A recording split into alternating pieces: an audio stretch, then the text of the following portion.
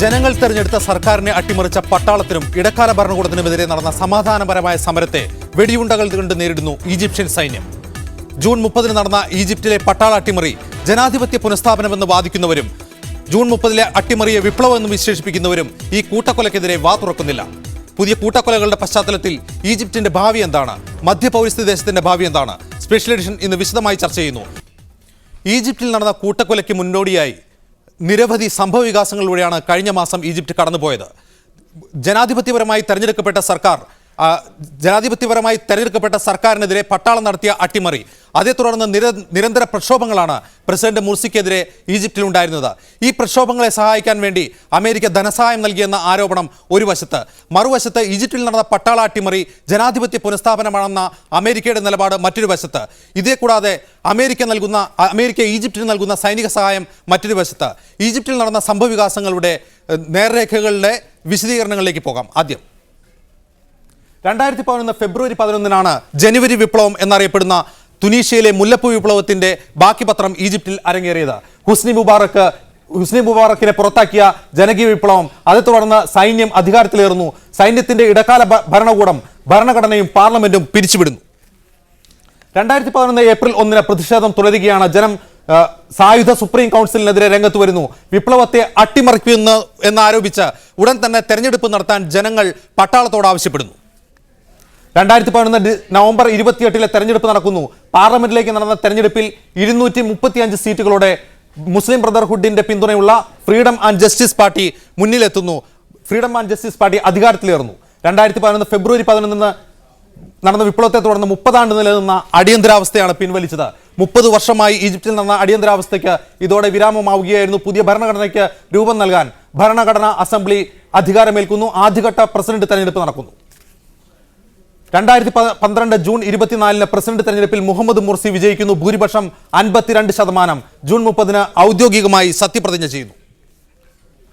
Morsi മന്ത്രിസഭ 2012 ആഗസ്റ്റിൽ അധികാരത്തിലേറുന്നു. സേനാ മേധാവി മുഹമ്മദ് ഹുസൈൻ തന്താവിയെ പുറത്താക്കിക്കൊണ്ട് ഈജിപ്തിലെ സൈന്യത്തിനുള്ള സ്വാധീനത്തെ കുറയ്ക്കാനുള്ള മുർസിയുടെ ആദ്യ ശ്രമം. അബ്ദുൽ ഫത്തഹ് അൽ സിസി പുതിയ സേനാ മേധാവിയായി ചുമതലയേൽക്കുന്നു. 2012 നവംബറിൽ കൂടുതൽ അധികാരം കൈവശം വെക്കുന്ന മുർസിയുടെ ഉത്തരവ്, ഈ അധികാരം കൈവശം വെച്ചുകൊണ്ട് സ്വേച്ഛാധിപത്യത്തിലേക്ക് മുർസി വീണ്ടും തിരികുകയാണെന്ന് ആരോപിച്ചുകൊണ്ട് പ്രതിപക്ഷം മുർസിക്കെതിരെ രംഗത്തെത്തുന്നു. മുർസി പ്രസിഡന്റ് പദവി ഒഴിയണമെന്ന് ആവശ്യപ്പെടുന്നു. 2013 ഏപ്രിൽ 28 പ്രതിഷേധം വീണ്ടും രൂക്ഷമാകുന്നു. മുർസി രാജിവെക്കണമെന്ന ആവശ്യവുമായി ക്യാമ്പയിൻ ആരംഭിക്കുന്നു. തമറുദ് പ്രസ്ഥാനമാണ് ഈ ക്യാമ്പയിന് നേതൃത്വം നൽകുന്നത്. മുർസിക്കെതിരെ 15 മില്യൺ ഒപ്പുശേഖരണം നടത്തിക്കൊണ്ട് തമറുദ് മുർസിക്കെതിരെ ശക്തമായി രംഗത്ത് വരുന്നു. മുർസി സർക്കാരിന്റെ 1ാം വാർഷിക ദിനമായ 2013 ജൂൺ 30 വലിയ പ്രതിഷേധമാണ് തഹ്രീർ സ്ക്വയറിൽ സംഘടിപ്പിച്ചത്. മുർസിയുടെ രാജിക്കായി തഹ്രീർ സ്ക്വയറിൽ വലിയ പ്രതിഷേധം നടക്കുകയാണ്. 2013 ജൂലൈ 1 പ്രശ്നം പരിഹരിച്ചില്ലെങ്കിൽ ഇടപെടുമെന്ന് സൈന്യം പ്രഖ്യാപിക്കുന്നു. സർക്കാരിന് 48 മണിക്കൂർ ഡെഡ് ലൈൻ പ്രഖ്യാപിച്ചുകൊണ്ട് അന്ത്യശാസനം നൽകിക്കൊണ്ട് അധികാരമൊഴിയണമെന്ന് സൈന്യം ആവശ്യപ്പെടുന്നു. ചർച്ചയ്ക്ക് തയ്യാറാണെന്ന് മുർസി പ്രഖ്യാപിച്ചെങ്കിലും പ്രതിപക്ഷം ആ ആവശ്യത്തെ തള്ളിക്കൊണ്ട് പട്ടാള അട്ടിമറിക്കായി സൈന്യത്തോട് ആവശ്യം ഉന്നയിക്കുകയും ചെയ്യുന്നു. 2013 ജൂലൈ 3 സൈനിക മേധാവിയുടെ പ്രഖ്യാപനം വരുന്നു. പ്രസിഡന്റ് മുർസിയെ പുറത്താക്കിക്കൊണ്ടുള്ള പ്രഖ്യാപനം, ഭരണഘടന മരവിപ്പിച്ചുകൊണ്ടുള്ള പ്രഖ്യാപനം മുർസിയെ തടങ്കലിലാക്കുന്നു. സുപ്രീം കോടതി തലവൻ ആദ്ലി മൻസൂർ ഇടക്കാല പ്രസിഡന്റായി അധികാരത്തിലേറുന്നു. 2013 ജൂലൈ 4 സൈനിക അട്ടിമറിക്കെതിരെ മുർസി അനുകൂലികൾ രംഗത്ത് വരുന്നു. കെയ്റോയിൽ കുത്തിയിരിപ്പ് സമരം തുടങ്ങുന്നു. ഈ സമരത്തിനെതിരെ പ്രതിപക്ഷത്തിന്റെ മറ്റൊരു സമരം തഹ്രീർ സ്ക്വയറിലും ആരംഭിക്കുന്നു.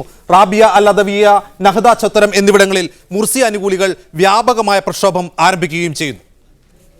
പ്രക്ഷോഭകർക്ക് നേരെ 2013 ജൂലൈ 8 സൈന്യത്തിന്റെ ആക്രമണം. വെടിവയ്പിൽ 42 പേർ മരിക്കുന്നു. 200-ലേറെ പേർക്ക് പരിക്ക്. 1,00,000 പേരുടെ മുർസി അനുകൂലികളുടെ പ്രകടനം കൈറോയിൽ നടക്കുന്നു. 2013 ഓഗസ്റ്റ് 14 മുർസി അനുകൂലികളെ ഒഴിപ്പിക്കാനുള്ള സൈനിക നടപടി ആരംഭിക്കുന്നു. 100-ലധികം പേർ കൊല്ലപ്പെട്ടെന്ന് സ്ഥിരീകരണം. 2200-ലേറെ പേർ കൊല്ലപ്പെട്ടുന്നു എന്നാണ് ബ്രദർഹുഡിന്റെ വെബ്സൈറ്റ് പ്രഖ്യാപിക്കുന്നത്. ഇനിയും കൊല്ലപ്പെട്ടവരെത്രയെന്ന് ഇനിയും തീർച്ചയായിട്ടില്ല. ഇനി വിശദമായ വാർത്തകളുമായി രാജീവിലേക്ക്. ഇന്ന് ഈജിപ്തിൽ നടന്ന സംഭവങ്ങളുടെ റിപ്പോർട്ടിലേക്ക് പോകാം.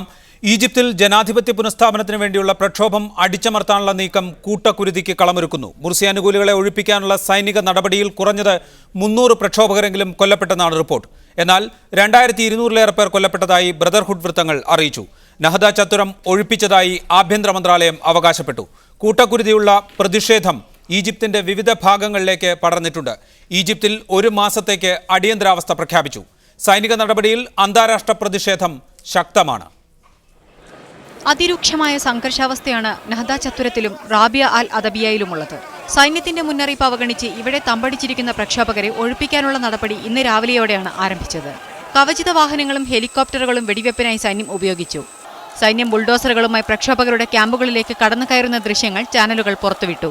പരിക്കേറ്റവരുടെ എണ്ണം 10,000 കവിഞ്ഞതായി ബ്രദർഹുഡ് വൃത്തങ്ങൾ അറിയിച്ചു. നഹ്ദ ചത്തുരം ഒഴിപ്പിച്ചതായി ആഭ്യന്തര മന്ത്രാലയം അവകാശപ്പെട്ടു. എന്നാൽ റാബിയ അൽ അദവിയയിൽ നിന്ന് പ്രക്ഷോഭകർ ഒഴിഞ്ഞുപോകാൻ കൂട്ടാക്കിയിട്ടില്ല. മുർസി അനുകൂലികളെ വ്യാപകമായി അറസ്റ്റ് ചെയ്യുന്നതായ വാർത്ത ദേശീയ ടെലിവിഷൻ സ്ഥിരീകരിച്ചു. പ്രക്ഷോഭ കേന്ദ്രങ്ങളിലേക്കുള്ള എല്ലാ വഴികളും സൈന്യത്തിന്റെ പൂർണ്ണ നിയന്ത്രണത്തിലാണ്. മാധ്യമപ്രവർത്തകർക്ക് പോലും ഇവിടേക്ക് പ്രവേശനമില്ലെന്ന് അൽ ജസീറ റിപ്പോർട്ട് ചെയ്തു. മുഹമ്മദ് സാക്കി എന്ന ഫോട്ടോഗ്രാഫറും ഒരു വനിതാ ജേർണലിസ്റ്റും കൊല്ലപ്പെട്ടു. അൽ ജസീറ ഫോട്ടോഗ്രാഫർക്ക് പരിക്കേറ്റു. നഹ്ദ ചത്തുരത്തിൽ നിന്നുള്ള എല്ലാ ചാനലുകളുടെയും പ്രക്ഷേപണം നിർത്തിവെച്ചു. മുർസി അനുകൂലികളുടെ യാത്ര തടയാൻ കെയ്റോയിലേക്കുള്ള ട്രെയിൻ സർവീസുകൾ റദ്ദാക്കി. സൈനിക നടപടിയിൽ പ്രതിഷേധിച്ച് ഈജിപ്തിലുടനീളം പ്രതിഷേധ പ്രകടനങ്ങൾ നടക്കുന്നുണ്ട്. അലക്സാണ്ട്രിയ, അൽമനിയ, സൂയസ് എന്നിവിടങ്ങളിൽ നടന്ന സംഘർഷങ്ങളിലും നിരവധി പേർ കൊല്ലപ്പെട്ടു. സംഭവങ്ങളെ തുടർന്ന് ഈജിപ്തിൽ 1 മാസത്തേക്ക് അടിയന്തരാവസ്ഥ പ്രഖ്യാപിച്ചു. സൈനിക ആക്രമണത്തിനെതിരെ ഈജിപ്തിനകത്തും പുറത്തും ശക്തമായ പ്രതിഷേധമുയർന്നു. ആയുധം കൊണ്ട് പ്രശ്നം പരിഹരിക്കാൻ കഴിയില്ലെന്ന് ഷൈഖുൽ അഹ്സർ അഹമ്മദ് ത്വയ്ബ് പറഞ്ഞു. പട്ടാളം ആത്മസംയമനം പാലിക്കണമെന്ന് യൂറോപ്യൻ യൂണിയനും സമാധാനം പുനഃസ്ഥാപിക്കണമെന്ന് ജർമ്മനിയും ആവശ്യപ്പെട്ടു. സൈനിക നടപടിയെ തുർക്കിയും ഖത്തറും അപലപിച്ചു. News desk media 1. വിദേശകാര്യ വിദഗ്ധൻ AK രാമകൃഷ്ണൻ, മുൻ അംബാസഡർ TP ശ്രീനിവാസൻ, മാധ്യമം എക്സിക്യൂട്ടീവ് എഡിറ്റർ C ദാവൂദ് എന്നിവർ ഡൽഹിയിൽ നിന്നും തിരുവനന്തപുരത്തു നിന്നും കോഴിക്കോട് സ്റ്റുഡിയോയിൽ നിന്നും ഈ ചർച്ചയിൽ പങ്കെടുക്കും. ഇടതു നിരീക്ഷകൻ KN കുഞ്ഞഹമ്മദിനെ ടെലിഫോൺ ലൈനിലും പ്രതീക്ഷിക്കുന്നു. ആദ്യം AK രാമകൃഷ്ണനിലേക്ക്. ശ്രീ AK രാമകൃഷ്ണൻ, മുർസിയെ പുറത്താക്കിയപ്പോൾ ഇത് ജനാധിപത്യ പുനഃസ്ഥാപനത്തിന് വേണ്ടിയുള്ള നടപടിയാണ്, പട്ടാള അട്ടിമറിയല്ല എന്നാണ് ഒരു വിഭാഗം വ്യാഖ്യാനിച്ചിരുന്നത്. ഇപ്പോൾ മുർസിയെ പുറത്താക്കി 1 മാസം പിന്നിടുമ്പോൾ ഈജിപ്തിൽ അരങ്ങേറുന്നത് പട്ടാളത്തിൻ്റെ കൂട്ടക്കുരുതിയാണ് എന്ന് ലോകം മുഴുവൻ അംഗീകരിക്കപ്പെട്ടിരിക്കുന്നു. മുർസിയെ പുറത്താക്കിയതിനെ അനുകൂലിച്ച എൽബറാദി പോലും പറയുന്നു ബലപ്രയോഗം അമിതമായി പോയെന്ന്. താങ്കൾ എങ്ങനെ നിരീക്ഷിക്കുന്നു ഈ സാഹചര്യത്തെ? ഈജിപ്തിലെ സൈന്യം അതിൻ്റെ തനി സ്വഭാവം വെളിപ്പെടുത്തുകയാണ് ചെയ്യുന്നത്. ഈജിപ്തിൽ സൈന്യം ഒരു ഡീപ്പ് സ്റ്റേറ്റ് എന്നുള്ള നിലക്കാണ് പ്രവർത്തിക്കുന്നത്. സമൂഹത്തിൻ്റെ അടിവേരുകളിലോളം കയറി അതിൻ്റെ സാന്നിധ്യം വ്യക്തമാക്കിയിട്ടുള്ള ഒന്നാണ് പട്ടാളം. അമേരിക്കൻ സഹായം വളരെ കാലമായി ഈ പട്ടാളത്തിന് ലഭിക്കുന്നുണ്ട്. അത് ട്രെയിനിങ്ങും ധനസഹായവും ഒക്കെ മുബാറക്കിൻ്റെയും സാദത്തിൻ്റെയും ഒക്കെ കാലത്ത് ശക്തമായ സഹായമാണ് ഈജിപ്ഷ്യൻ മിലിറ്ററിക്ക് ലഭ്യമായിരുന്നത്. അങ്ങനെയൊരു സൈനിക ശേഷി, വലിയ സാമ്പത്തിക താല്പര്യവും ഈജിപ്ഷ്യൻ സൈന്യത്തിനുണ്ട്. അനേകം വ്യാവസായിക താല്പര്യങ്ങൾ, ഭൂമിയെ സംബന്ധിക്കുന്ന താല്പര്യങ്ങൾ, അങ്ങനെ സമൂഹത്തിൻ്റെ സാമ്പത്തിക രംഗത്തും വലിയ സ്വാധീനം ചെലുത്തുന്ന ഒരു ശക്തിയാണ് സൈന്യം. ആ സൈന്യം ഏറ്റവും സംഘടിതമായിട്ടുള്ള ശേഷിയുമാണ് ഈജിപ്തിലേത്. അതുകൊണ്ട് തന്നെ അത് സന്ദർഭം കിട്ടുമ്പോഴൊക്കെ അതിൻ്റെ സ്വഭാവം വെളിപ്പെടുത്തുകയും രാഷ്ട്രീയത്തിൽ കാര്യമായിട്ടുള്ള ഒരു ശക്തിയായി മുബാറക്കിന് ശേഷം പുറത്തേക്ക് വരികയുമാണ് ചെയ്യുന്നത്.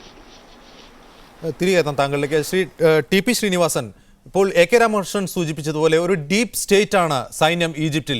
യഥാർത്ഥത്തിൽ അമേരിക്ക ഏകദേശം 7,000 കോടി രൂപയോളം വരുന്ന അത്ര അമേരിക്കൻ ഡോളറാണ് ഈജിപ്തിലെ സൈന്യത്തിന് നൽകുന്നത്. ഇപ്പോൾ പട്ടാള അട്ടിമറി നടന്നതിന് ശേഷവും ആ ധനസഹായം നിർത്തലാക്കാൻ അമേരിക്ക തയ്യാറായിട്ടില്ല. യഥാർത്ഥത്തിൽ ഇത്തരത്തിൽ പോസിറ്റീവായിട്ടുള്ള ഒരു സന്ദേശം സൈന്യത്തിന് ലഭിച്ചതുകൊണ്ടല്ലേ ഇത്രയും സാഹസികമായ രീതിയിൽ ഈ പ്രതിഷേധത്തെ വെടിയുണ്ടകൾ കൊണ്ട് നേരിടാൻ സൈന്യം തയ്യാറായത്?